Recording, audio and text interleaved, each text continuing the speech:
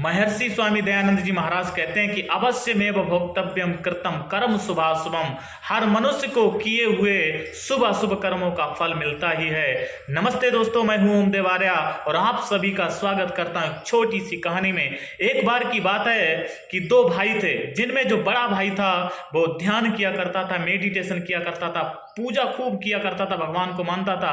लेकिन छोटा भाई था वो अपने जीवन को यूं ही चला रहा था, दोस्तों के साथ घूमता फिरता था और डांस पार्टियों में जाता था, ऐसे ही अपने जीवन को चला रहा था। लेकिन चल कुछ ऐसा रहा था कि जो बड़ा भाई था उसकी अपेक्षा जो छोटा भाई था वो ज्यादा सुखी और प्रसन्न रहता था।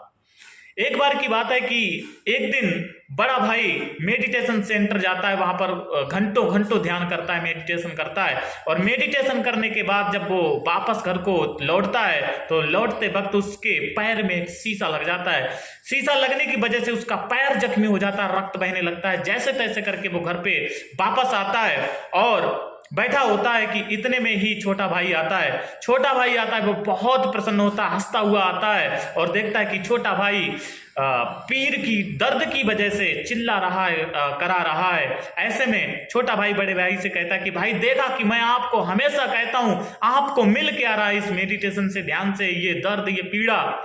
तो जब छोटा ऐसा कहता है तो बड़े के मन में एक विचार आता है, ध्यान आता है कि बात तो लगभग सही कह रहा है, मेरे जीवन में ऐसा क्यों चल रहा है। तो उसको याद आया कि एक साधु हैं जो लोगों के जीवन के बारे में बता देते हैं, क्यों ना कल उनके पास जाकर हम दोनों लोगों के बारे में देखें कि हम इतना मेडिटेशन ध्यान करने के बावजूद भी हम दुखी रहते हैं और ये घूमता फिरता रहता है फिर भी ये प्रसन्न है। वैसा ही वो दोनों लोग करते हैं। अगले दिन उसी साधु के पास जाते हैं, दोनों लोग अपना अपना नाम लिख लिख के दे देते हैं कि महाराज मुझे इन लोगों के बारे में मुझे जानकारी चाहिए। अपने बारे में वो नहीं बताते कि मैं ही वो लोग हूं। जब साधु उन दोनों लोगों के बारे में देखता है तो साधु देखने के बाद कहता है कि इसमें जो एक व्यक्ति है इसकी मृत्यु कल के डेट में लिखी थी, शायद ये व्यक्ति मर चुका होगा। और जो दूसरा व्यक्ति है इसके जीवन में कल ही राजा बनना लिखा था, शायद ये राजा बन चुका होगा।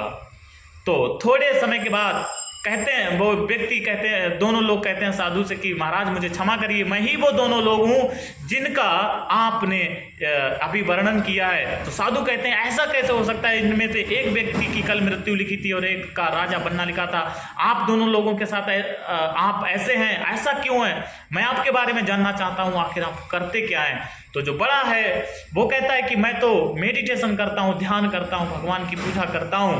और जो दूसरा है वो कहा कि ये जो है ये दोस्तों के साथ रहता है, अपने समय को यूं ही गंवाता है और शादियों में, डांस पार्टियों में, क्लबों में जाया करता था, डांस करता है, मौज मस्ती करता है। तो थोड़े समय के बाद साधु कहते हैं कि ठीक यही कारण है कि जिसकी वजह से आप दोनों लोग यहाँ पर हैं, इस स्थिति में हैं। जो आप मेडिटेशन करते हैं, ध्यान करते हैं, इसकी वजह से ही शायद कल आपकी मृत्यु थी, जो कि इतना बड़ा संकट था। वो संकट जरा से दर्द की वजह से, जरा सी पीड़ा देकर आपको वो बड़ा सा संकट टल गया। और रही छोटे की बात, जो राजा बनना लिखा था, ये भी अपने कर्मों की वजह से ही इसने अपने आप का ध्यान नहीं दिया।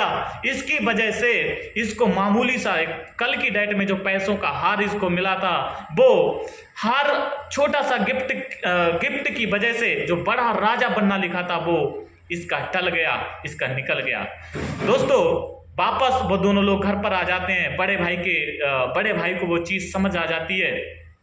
दोस्तों हो सकता है ये कहानी हमको काल्पनिक लग रही हो, लेकिन इस कहानी से एक बहुत बड़ी सीख हमको मिलती है।